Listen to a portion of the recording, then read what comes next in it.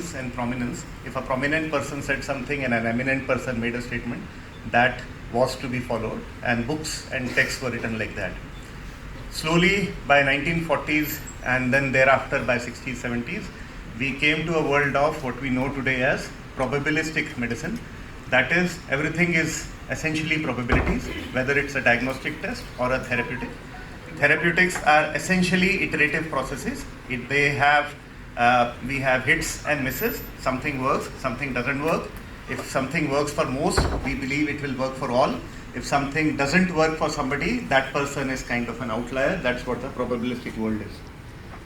Hopefully, we are trying to move towards being more precise, not only in terms of precise molecular targets, more precise approaches, and most importantly, thinking that how precision can be improved as far as host responses are concerned. How would human bodies react to specific therapies, and how do we take care of heterogeneity? We surely have, I think, some years to go where most probabilistic medicine will become more and more precise, but I think we are already on its path. Thank you very much.